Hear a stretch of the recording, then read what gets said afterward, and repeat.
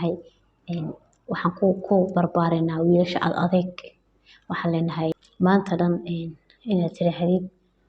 mas-uuliyad baa waryaa mas-uul baa tahay sax mas-uul nin weeyaan waryaa adigu nin baa tahay waryaa adigu nin baa tahay ooyin waryaa adigu hadduu baxo waxaa la leeyahay isagu waa nin moogta maanta dhan inaad tirahdid mas-uuliyad baa waryaa mas-uul baa tahay sax mas-uul. Assalaamu calaykum waraxmatullaahi wabarakaatuh. Waa walaashin Faisal channel kan nagala socotiina waa Faisal Qurux channel. Soo dhawaada ugu horreyn haddaad nagu cusub tahay oo yahay markii kuugu horreysay oo aragtay channelka subscribe noo saar gambaleelka furo si aad u noqotid daawadaha ugu horeeya oo u soo dhaco waxaan soo gelino videoga like noo saar haddii aad ka heshay oo aragtay inaad wax ka faa'iiday asxaabta la wadaago share garee wixii fariina comment noogu reeb ugu dambeyn soo dhawaada waxaan noo wadaa barnaamij kamid ah barnaamijyadii nooga socon jiray channelka kaas oo ah tarbiyadda carruurta. Videogii ka horreeyay waxaan kaga soo hadalnay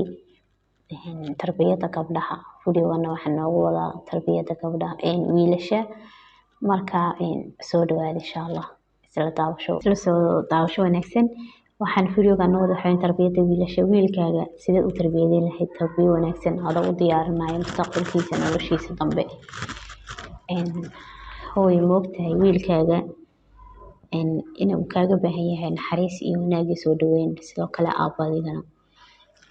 wiil iyo gabadhba waxay u baahan yihiin naxariis waxay u baahan yihiin jacayl waxay u baahan yihiin soo dhaweyn waxay u baahan yihiin wada sheekaysi waxay u baahan inaad la saaxiibtid maaha inaad adeeg ku samaysid inaad maanta dhan adkaysid inaad maanta dhan hadduu ooyaa tiraahdo maxaa looysaa nin baa tahay haddii dhibaato kusoo dhacda tiraahdo nin baa tahay adkayso haddii koreya rayso soo laayeen aad tiraahdo nin baa tahay adkayso nimanku ma ooyaan nimanku ma cawdaan haddii nin aan caloosha kasoo dhacayso dib u ceshtaa ma ooyo ma cawdo Soomaaliga waa iska kala khaldan ma cawdo dhibaatadiisa ma sheegto waryaas adkeen nin baa tahay sax nin uu yahay Ilaahay baa ninka dhigay laakiin maaha ninku inuu naxariis u baahnayn maaha ninku inuu wanaag u baahnayn maaha ninku inuu kalgacayl u baahnayn maaha ninku inuu naxariis u baahnayn maaha ninku inuu soo dhaweyn rabin maaha ninku inuu wada sheekaysi rabin maaha ninku inuu ooyi karin waxaas dhan maaha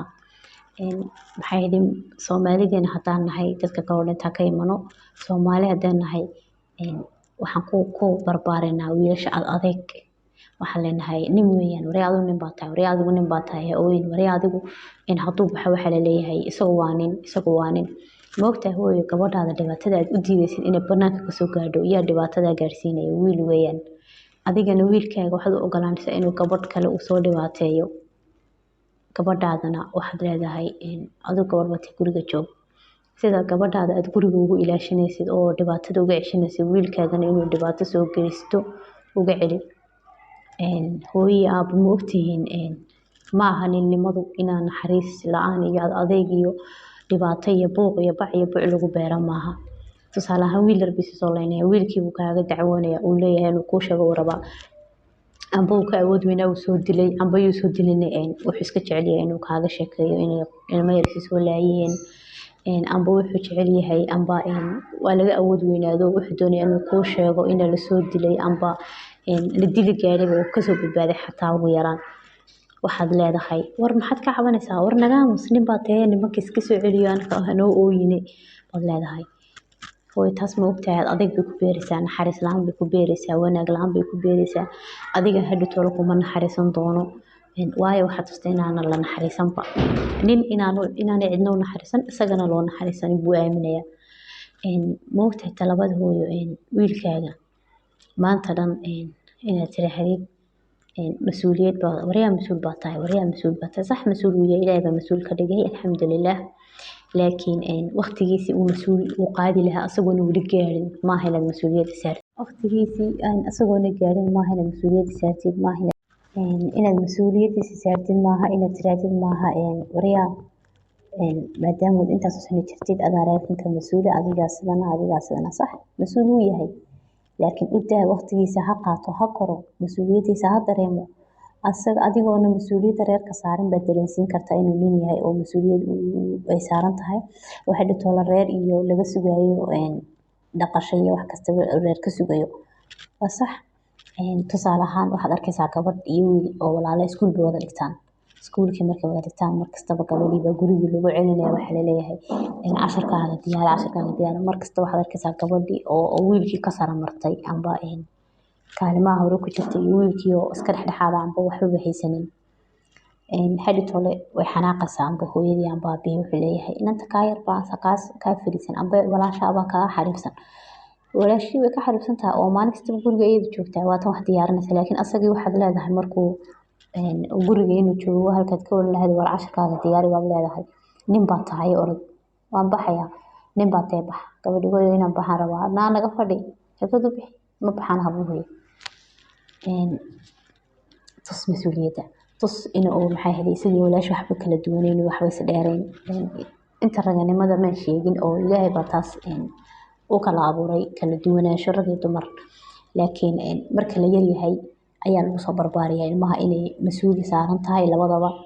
in ay hadhitoole sida gabadha mas-uuliyadeeda loo tusayo oo gurigan inay guri dhan ay qaban doonto hadhow loo tusayo asagana waa in la tuso in uu reer dhan uu mas-uul ka yahay maaha hooyo adigu dad aabihii u xanaaqsan tahay amba aabihii isku dhacsantihiin inaad aabihii ku ceebaysid ku ceebin tiraadid war aabaha waad sidan ka wadataa aabaha waad xagan ka raacday sidoo kale maaha inaad aabba haddii aad adiga hooyadii u xanaaqsan tahay amba isku kacsan tihiin amba isku caroonaysiin maaha in aad hooyadii ku caydid amba ku ceebaysid sidoo kale gabadha maaha mawduuca gabadha hore uga soo hadalnay ma rabo inaan ku noqnoqdo laakiin tusaale way kasoo gelaysaa insha allah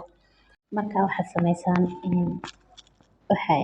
u naxariista ilmihiina soo dhaweysta jeclaysta la sheekaysta dhegeysta warkooga maanta dhan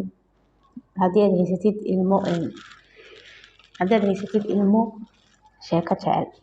sida aniga wiil yaraan haysto maasha allah aad buu sheeko jecel yahay wuxuu jecel yahay wax kastuu soo arkay inuu ii sheego oo ila wadaago ma ku odhanayo boqolkiiba boqol waan wada dhegeystaa laakiin inta badan waxaan isku daya inaan dhegeysto warkiisa marmar mashquulsanahay ambaan hawlo haysto way jirtaa ambaan u diyaarsanaynba sheekada waan u sheegaa waxaan idhahdaa hooyo hadhow waad ii sheekayn doontaa amba waqti kale sheekada inooga dhig ninkaa baan hayaa uma diyaarsani midda kale hooyo mashaakil baaba ku haysta dhibaata ku haysata buuq baa gurigii kaaga furan maaha inaad maanta ilmahaaga u tustid inaad isaga dartii aad culayskan u aaminsan tahay aad u taagan tahay culayskan iyo dhibaatadan ku haysata inaad isaga dartii aad maanta dhan adiga tartaaban waxaan yeelin adiga tartaaban dhibaatadan ugu jira adiga waxaad tusaysaa amba aad ku tarbiyadeynaysaa ku barbaarinaysaa in dadka dartood loo noolaado dadka dartood culays kasta dhibaato kasta haddii ku haysato aad qof dartii u dayn kartid tusaale imika waxaad is leedahay ilmahaaga saas baad ku tiri wuxuu aaminayaa haddii ay dhibaato haysato inaanu dhibaatada iska saarin inuu is oran ka bax waayo hadduu is iraahdo ka bax qof buu maxay ahaydeen wax soo gaadhayaan amba qof bay culays ku noqonaysaa maaha inaad taa tustid waa inaad tustid in uu dhibaato kaste wax kastaba naftiisa ka horeyso qofkan wax walba naftiisa ka horeysa maaha inuu maxay ahaydey dhibaatada qof bilaadmi dartii ugu jiro maaha inuu maxay ahaydey culayska qof bilaadmi dartii uu adkaysto maaha inaanu ka bixin haddii god xataa ku dhacay hadduu israado kasoo bax wuxuu aaminayaa ilaadaa kusoo iraadada dartaabaan culayskan uu qaabilsanahay ambaan uu adkaysanayaa aaminaya godkaa kasoo baxo inuu qof kale dhibaato ku gaarayso maaha sidaas ilmahaaga wanaag ku tarbiyadee akhlaaq wanaagsan ku tarbiyadee si fiican u tarbiyadee diin iyo dhaqan wanaagsan ku tarbiyadee adayga ka daa wiilasha laga daaya adayga wiilasheena adayga waalidkaa soo baray maxay ahaydey wiilasheena hadda dhibaatooyinka dadka ku hayaan waad aragtaan waxaasoo dhanna guryahay kala yimaadeen adayga marka maanta dhan waryaa caloosha haddii kaasoo dhacaysa nin baa tii cisho oo nagaamase dacwoona ah ooyinaha ah waxaasoo dhan baa ka dhalanaysa marka ma rabo mawduuca inaan kusii fogaado inta baan raba inaan nagu soo koobo insha allah isla socod wanaagsan mawduuc lamida intaan ku kulmi doono waxaa idinkaga tegayaa asalaamu allaahi calaykum waraxmatullaahi wabarakaatu janaalkana kor ha loo qaado